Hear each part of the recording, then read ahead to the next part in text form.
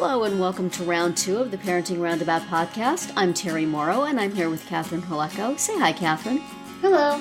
Usually on this podcast we talk about parenting issues, but once a week, Catherine and I like to get together and discuss TV, movies, books, and other entertainment topics because it's nice to talk about something other than parenting for a change. This week, we'll chat about the latest episode in our Good Place watch and the long-awaited end to West Wing Season 5. Don't let the door hit you on the way out there, Season 5. But first, Dancing with the Stars. So, Dancing with the Stars finished with quite the surprising finale, though one that I was sitting on my couch saying, please, please, please, please, please for. And... The sound that immediately followed that was people's heads exploding all over the internet. And it will be probably a very controversial week or so. Many, many people swearing never to watch Dancing with the Stars again because of the horrible, horrible disgrace of Bobby Bones winning. Woo! Which I was very happy about. Because, you know, as we said before, getting people to vote for you is one part of this contest. And I don't think there's ever been anybody who's won mostly with that. We got a lot of people got close. David Ross came in second. It's time for somebody to win with that equation, you know?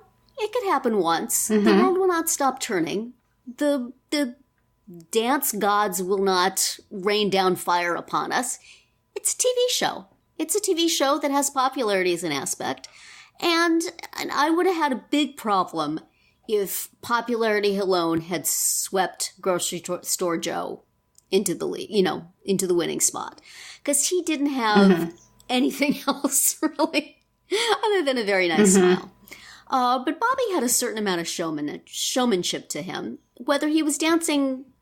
Whether he was the greatest showman. Right. Whether he was dancing the best or not. Certainly he's not dancing the best. Whether he's dancing well or not. He was still fun to watch, and he was so into it. And I mean, I feel like he honored the whole thing by just being, being excited about it and getting other people excited about it. You know, all those people who voted for him were people who were watching the show and were excited about the show.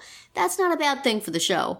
And I thought that his freestyle was one of the truest freestyles I've seen in a while, in that it is not a dance that could have been done for any other week. And it was a tribute to the show, you know? And he brought other contestants into it, and he did greatest hits things from the show in it, and it was just so much fun. So I was... last week I gave my votes to Ivana. I would have been perfectly happy if she won. I would have been happy if Milo won. Alexis, not so much. But I really think it's kind of fun and great that Bobby won and that Sharna finally has a mirror ball and that she got it in a particularly challenging season. You know, she didn't get it with some ringer or somebody who had a lot of natural ability. Maybe it's just because I've been listening to his podcasts and his radio show all week, but yay, Bobby. I'm very excited about this, and I'm just going to be completely bummed reading angry screed after angry screed. Don't read after the comments, angry Terry. Screed from people who really just need to lighten the bleep up, you know? Yeah, this is why you gotta just avoid I guess reading. so. Well, I will be, if you go on to, if you're a Bobby Bones fan and you're all excited that he won and you want to find other people who are all excited that he won, go on Twitter and search for hashtag #BTeam. Those are his fans. They are psyched. So it is a fun place to go on and look. Any place else on the internet will be flowing with bile and curses, and stay away from them because, come on. Yeah, because we don't need that. We don't need that. What did you think of the show, about the results? I didn't really need all of the extra stuff, which obviously, they have to do it. But I for sure did not need to see Grocery Store Joe in his overalls again. Well, you can go on tour and see him, apparently. Oh, and yeah, how about that? The tour is all guys. Yeah, that's true. All the stars are. What is Ivana doing that she can't do on the tour? I don't know. Even Alexis, I would think, would want to go on the tour so she can hang out with Alan. Absolutely, her true love. You know? That's right. Yeah, that is weird. I didn't think about that. Yeah. But, I mean, you know, the way they kicked it off with the, like, crazy marching band situation was just... That was very fun. It was fun. I enjoyed that. I did think Ivana's freestyle kind of suffered from going after Bobby. Yeah, well, and also after Milo's. Yes, Milo's was... Although I didn't like the standing in a pool of water aspect of I was just worried about them slipping the entire time. Yeah, I mean, I really like both Milo and Ivana, and I ended up putting in my final votes for Ivana, but it was hard because I enjoyed Milo quite a bit too, and, you know, I see the appeal of Bobby. Yes, yes. I felt like Ivana's freestyle, that the quieter parts just had no electricity to them, and, like, in any other week, that would have been cool.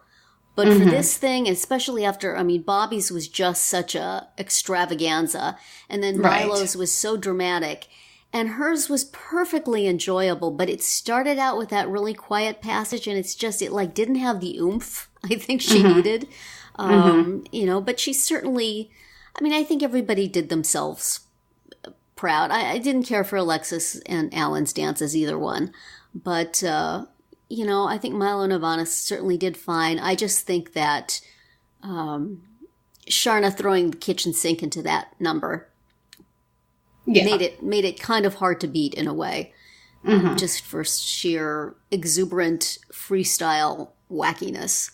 But that's my money. Yeah, I mean, when you put DeMarcus in the middle of it and have him lift up Bobby and throw him around in the air, like, I mean, it's sort of like so game over right there. And then they do the flossing bit at the end, and Tom is there flossing his teeth. That was just, how can you not love that? I don't know. So, this was an odd season. Yes, it was. And I wonder if part of the reason Bobby slipped through, well, I don't know if he slipped through, he may have just barged through with hugely more votes than everybody else, but there wasn't another, you know, I went back and forth between a lot of people, you know, Milo is good, but then Ivana is good, and Ivana is good, but then Milo is so great. It's like, you know, they're two really good dancers and everything's good. Oh, I'm going to vote for this clown. You know, it's just something, it's like a third option that's completely different. And so that's what kind of got my money there at the end. But yeah, also I have just been listening to a lot of his stuff and enjoying it a lot. We'll put a link in our show notes to that interview on his podcast with Sharna, which was a lot of fun and gave me a lot of insight into their working relationship. I just really liked their partnership after a rough start where it seemed like she had about had it with him. They seemed to have gotten much closer and enjoying dancing together. So it was an extremely unsatisfying finale in that it was just one night, and you know, normally it's 2 nights, and so everybody gets to dance again. Right, all the contestants from all the stars. I guess Juan Pablo and Joe got to dance again because they were the last 2 to be eliminated. But that kind of stinks for everybody else. They don't get their last little bit in the limelight. I guess John and Tanashi got to sing. But, so it kind of gave everybody else short shrift. You barely saw them. And I really liked that about the finale, is that everybody gets to come back and you go, oh yeah, that person. I completely forgot that they were on the show. So, and then, you know, you missed the thing where they did I didn't miss the fusion dance so much, but I missed it when they used to go into their rooms and see all the pictures of all their dances. Oh, yeah. That was a nice thing that got eliminated. And instead, they did that, like, montage during that song. I think they do, it just was, I think they do that anyway, but we just missed so many pieces. And we didn't even find out who the runner-up was, or who was second, third, and fourth. What the heck is that? Because we had to get a song in there. That was weird. We're used to having, I guess they usually eliminate one person the first night and then... Yeah. So I just really a disappointing end to a weird season, a weirdly paced season. ABC did not do this show any favors with all of that stuff. Yeah. So apparently there's not going to be one in the spring. Tom Bergeron has said on Twitter there's not going to be one in the spring. And he said they were authorized to say that they will be back next year, but not when. So if there's a whole hue and cry over this result, maybe it'll kill the show entirely. I don't know. Wow. But that would be sad, and that would be stupid, because come on, people are going to get angry about this? I mean, it's got to all be about ratings, whether or not it comes back, doesn't it? Yeah, I would hope so. And a lot of, every season, a lot of people stomp around going, oh, I'm never going to watch this again. This is ridiculous. Right. This is terrible. And the whole reason they bring on somebody like Bobby is because he brings a entirely new set of people to start watching. So. Yes, and brought a lot of enthusiasm. A lot of people, and people who had never met him. I mean, I'm not the only one who had never seen him before. Yeah, now I'm a fan. I'm going to go seek out his book. And I thought he acquitted himself well, and he did what he was asked to do, which is get his fans to vote. That's part of the game, people. Mm-hmm. You can't blame them that they did. What is he supposed to say? Hey, this is embarrassing. I'm doing too well now. Y'all just stop. That's not what the game is. So... I'm happy he won, and I enjoyed his performances tonight and before that, and I'm happy that Sharna has a trophy, and to everybody else.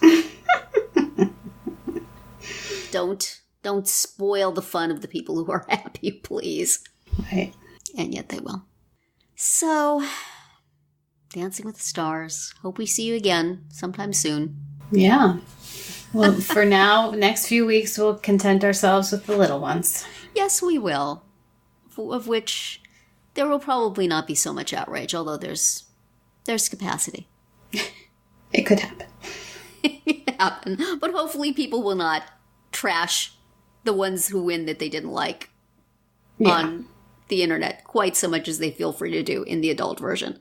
So moving on from the end of the seniors to the juniors, still in progress. I can't find anything about when exactly this thing ends. Yeah, they're down to 5. Mm-hmm. So, I mean, it feels like at least 3 more episodes, right? I guess. It's weird that it's mysterious. Usually you can Google these things and it will say, but there is no such word. So, at some future date... they will pick a winner, presumably.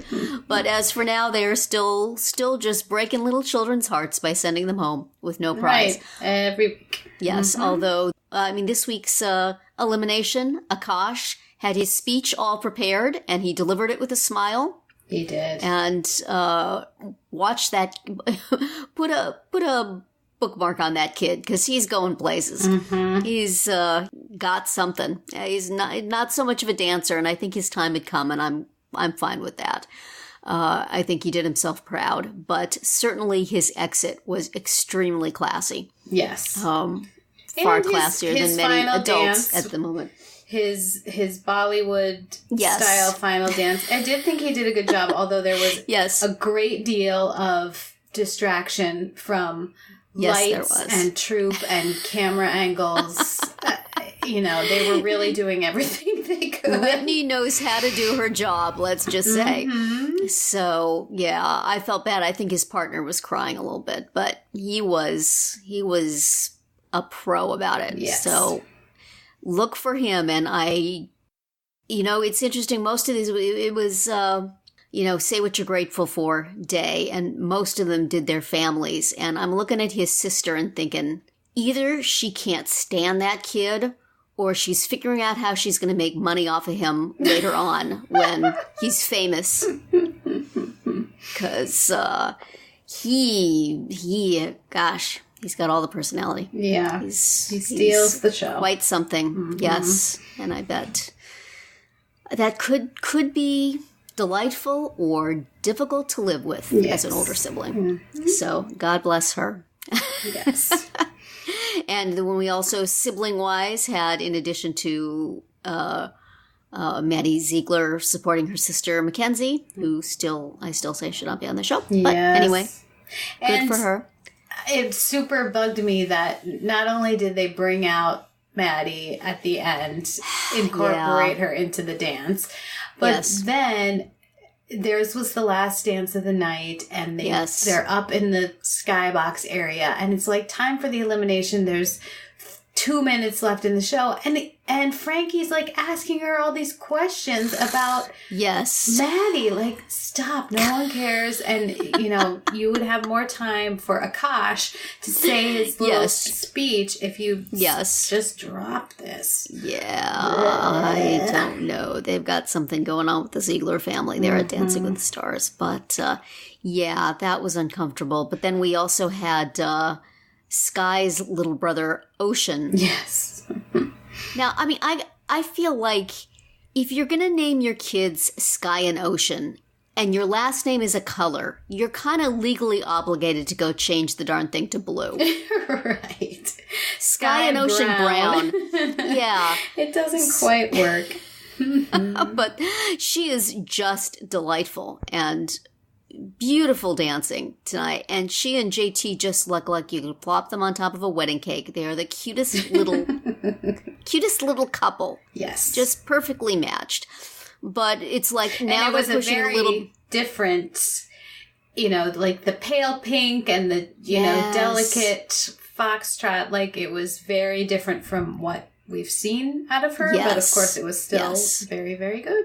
Oh, very pretty, and such a smile. She just looked so, I think, was that the couple they used the word joyful to apply to? Because she just seemed so excited and happy to be doing what she was doing, and she's doing it extremely well. Yes. And JT is also very good. That was just the funnest dance, and I was so, so, so happy that Mackenzie did not get all tens. I thought, this is it. The way they've sequenced this, she's going to get 30. But no, she got 9s, and Sky had the highest score of the night, which is as it should be. Yes. I am on team Little Tiny Peanut kids. But did you notice that Miles stood up for these short kids? Yes, I enjoyed that very much too. Yes, Miles. I raised my fist not very high in the air along with you. Good for you, man. Good for Val, allegedly. Yeah, I thought that was cute. Just acknowledging the fact that Riley does have a little more airspace on him. But it was enjoyable. I thought everybody danced pretty well, and it was it was like on the on Dancing with the Stars Seniors, where they do most memorable year, and contestants like Milo have like very little to choose from. Not much to pick from. Mm-hmm. If you have a bunch of kids like, aged 9 to 12 and ask them what they're grateful for, everybody's going to say my family, pretty much. Right. There's not going to be a lot of variety in those responses. So that was kind of funny. But it gave them a nice opportunity to bring a lot of the families in for, cute practice room reunions. Very cute, or yes. Slightly awkward singing on stage in the same vicinity as your child. Yeah. We don't judge the celebrity families. Well, we do, but we don't need to on this podcast. Still, nice the old man showed up to sing. And not to... Right. give so much as a smile in his son's direction. But that's okay. Every family is different. That's right. And we did have one, kind of somewhat sultry salsa for your grandparents. That was a little... That's right. That was a little much, even though I do enjoy Ariana very much. I was like, I do. Oh, girl, let's reel that back a little. But... Yes. Shaking it like a pro. Even though she doesn't have much to shake, she's still... She did it anyway. She is a pro also. Mm-hmm. She knows, So that was cute. I was really surprised when they said there's only one more dancer because they're down to so few now. when they going to wrap this thing up? Yeah, they stretched it out with the packages and all the meeting the parents kind of stuff. I guess. They did. But it was still a tidy, fast-paced little hour there. Mm-hmm. So, so we have more of that, even though the old folks have called it a day. The kiddos are going to be dancing for a little longer. And I do very much enjoy this show. I think that the now that they seem to, at least for these last 2 weeks, the departures have been less painful. Right, probably because they have a tiny bit more time. Yes, also, yeah, possibly. Also, I think it was my daughter who said, possibly, and this is, we can't talk this way these days because we're not allowed to make these distinctions, but the last 2 eliminations have been boys. Mm. And my daughter said, we girls are just so full of emotion. So I'll blame it on her. It's possible that has something to do with it. So, they may have gone and bawled in their dressing room, but they held it together on the stage. Right. So, and, Akash certainly worked the room right up to the very last second on the show. And he may be coming back next week to give a little speech. Yeah. And spell some words. If he can, he will find a way. Absolutely. And I, for one, will be happy to see him. Absolutely. We interrupt this podcast to remind you to please consider the free Radio Public app for all your Parenting Roundabout listening needs. If you listen to our podcast on the app, we'll get paid a little for each listen and more if you listen a lot. It's a great way to financially support our podcast without having to actually spend, money. Now, back to the episode. Well, speaking of happy to see, some people we were probably unhappy to see was the return of the demons on The Good Place. That's right. This to me felt kind of like an old school, season 1 or 2 episode. Yeah. Because it just went in some crazy directions. And you had demons and you had Doug Forsett. Like some hilarious moments when he, killed a snail and all that good stuff. The pressure of having to live up to that system. Right. That you imagined on one ill-fated day. Mm-hmm. Oh, that was fun. That was very good. And opened with a scene that, when I saw it, I thought, this reminds me of that scene in Lost. And then when I listened to the podcast, they did mention that is, in fact, the inspiration of it. So if you, like Catherine, never watched Lost, we'll have the link to that scene in the show notes so you can enjoy the similarities and differences. Right. Doug does not have to, inject himself with some scary-looking thing and then grab a gun to see who's coming down his hatch. But, like Desmond does. But it's still an homage for sure. Yeah. And so that part was very fun. And then we have this huge fight choreography scene at the end. Yes. Where the kicking some demon butt. Although Janet, I did have to wonder, I guess the demons are in human body form, so they can be, vulnerable to punches and kicks, but... Well, I imagine it's the same as Michael and Janet lose their powers when they're on Earth, so I assume that the demons would as well. Mm-hmm. Except if they shove Janet through a door and then she comes back stronger than ever. Right. Which is convenient. Yes, that was helpful. But that was a fun fight scene. Yes. Very, very nicely done and using all the resources at their disposal there. Mm-hmm. And they sandwiched in the Eleanor Chidi love situation nicely between punches and being dragged to hell and, left us with quite a cliffhanger. Off they go into the void. The kind of season ending type of cliffhanger that this show likes to throw you in the middle of a season. That's right. Yes. What's his name? Her boyfriend that she made. He's no longer in the void, right? He's still at Mindy St. Clair's. Oh, Derek. Yes. Derek, yes. Yeah, I think you're right. I think he's at Mindy St. Clair's. Otherwise, it would be quite crowded in there. Yes. I would not, in the void, presumably the void has got a little room to it. That's true. But you wouldn't want to be spending any extra time with Derek. I wouldn't mind seeing Derek again. Derek's pretty funny. Briefly. But is what I'm saying. Yeah. But, so it'll be interesting to see where that goes. But this was a lot of fun. The whole bit at Doug's house where you see the limitations of the scoring system, and then Michael thinking he's got to do something about that, and then having to face off with Sean. And all the many demons. I was hoping the podcast would give us some explanation for the fact that both the actor and the character have the same name of Bamba John. And if that was just too good a name not to use. Right. Yeah, that's a good question. I always, whenever I see that actor's name, I go, really? That's not just something they made up in their goofy name lab on this show?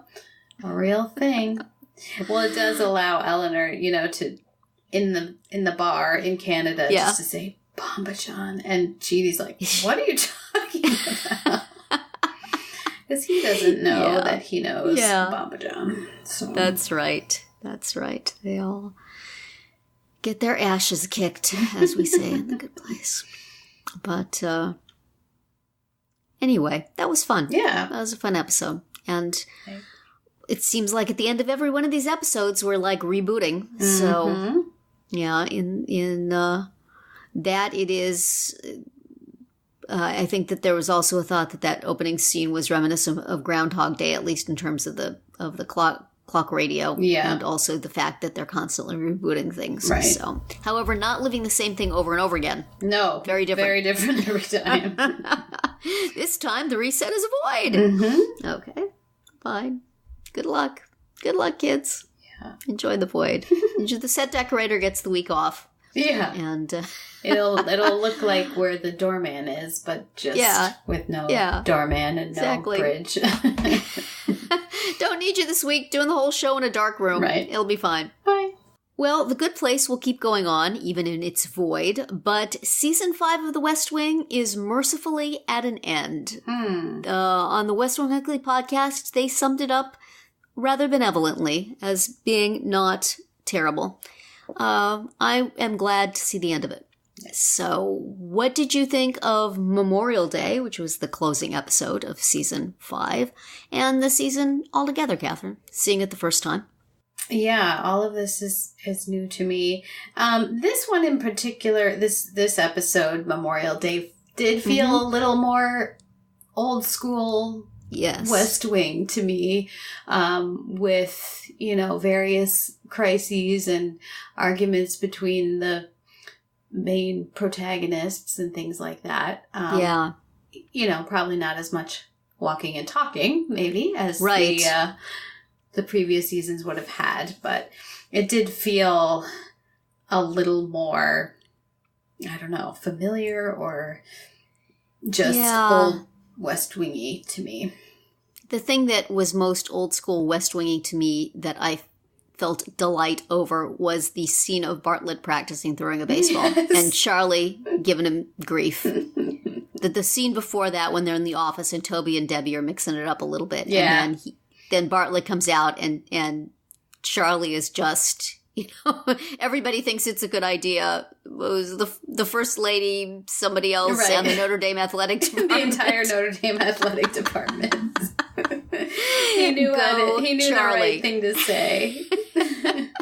That was delightful. And then the scene that followed it, where he's in this hallway hitting a lamp. Exactly. Hitting a lamp. Yes. And Toby and Charlie are, taking him to task. That was great.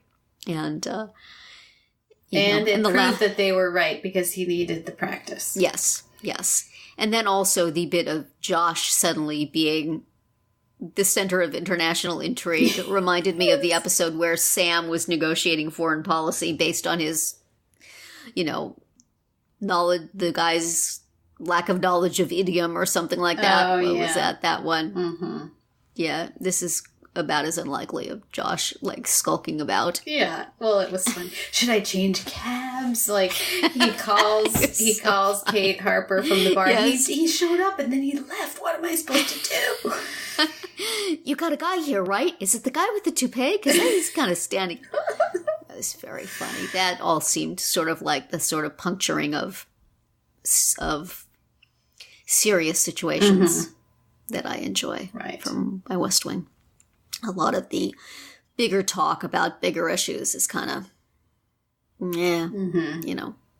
not so much. And, but the whole dynamic with Bartlett and Leo is just so painful. It is, yes. Leo's losing his, I know.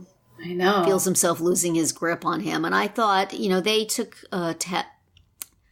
issue on the podcast with him, criticizing Kate Harper there in the sit room, that he shouldn't be doing that. But it's like Bartlett's listening to her and he's not listening to Leo. And that's a problem for Leo, who not for an ego thing, but because he believes he's right and that he's always been the one to steer Bartlett in the right direction. And Bartlett's always taken that direction. And now somebody else has his ear. So I could totally see him saying, cut that out. Yeah.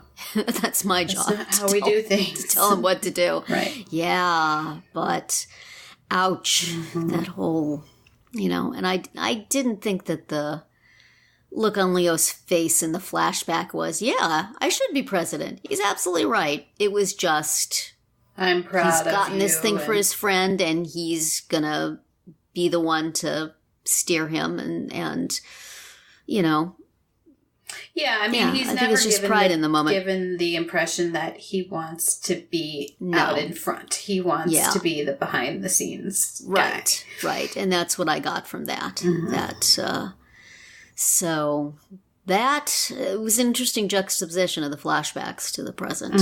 I had forgotten that was a part of this episode. And that was the other sort of thing that made it like a traditional West Wing for me. Yeah, I mean, as painful as it is to see that and as disruptive of the dynamic that we know and love of Bartlett and Leo, I like it that it does follow from the events of the beginning of the season. That, to some degree, following Leo's counsel made all that bad stuff happen. And so, I think it's realistic that he would, when something like this comes up again, say, you know what, I'm the guy who has to bear the weight of this. I'm going to do what I think is right. And not listen to the practical suggestions. So, but also sets up next season, but I can't tell you anything. Yes, it'll be here soon enough. It will indeed. So how did you end up feeling about this season? Which I probably badmouthed going in, and I'm kind of badmouthing coming out. Well, I think I'm with most people when, it wasn't my favorite for sure. And definitely it took some detours, I guess we should say, that were unexpected and probably unwelcome. Yes. But, I'm excited to see where it might go next. Yeah. I can't remember that much about season 6, but season 7 I remember as being pretty great, and season 6 gets us there. So we need. I can't remember. There's changes that happen, and I don't remember their exact sequence, except that one comes within the first few episodes. But it'll be interesting to see how that all unfolds. I think that might be a season that I didn't watch. I may have taken a little break, and then maybe caught up with it on someplace else. I think I've seen all those episodes. We'll see. Maybe I'll come up on one I didn't watch. Yeah. But anyway, onward. That's right. What's next? Yes. What's next? Well, what's next for us in our viewing is next week we will watch Dancing with the Stars Juniors only, since Senior is no longer with us. Juniors for however long they want to serve it to us. We have no idea when that is ending, but we know there will be another episode. There's at least one more episode because nobody's won yet. And we will not watch an episode of The West Wing because the West Wing Weekly podcast is having a special episode with people from Parks and Recreation about the influence of The West Wing on Parks and Rec, which should be extremely fun. And of course, they did get their crossover star, Rob Lowe, in there, which is good. And also Mike Shore and Adam Scott. Mm-hmm. Yes. So I'm looking forward to that very much, and I'm sure we will have things to say about it. Yes. And that is actually all we'll be talking about next week, because The Good Place is taking the week off for Thanksgiving. So it will be relatively short and sweet. Maybe we will just talk about juniors for twice as long, because they are so cute. So that's going to be it for our Round 2 today. Please subscribe to our Parenting Roundabout podcast so you won't miss any of our episodes, including our daily speed rounds and weekly group chats. As always, you can find recaps, links, and an opportunity to comment on our website at parentingroundabout.com. Goodbye, Catherine. Bye, Terry. Goodbye, everybody.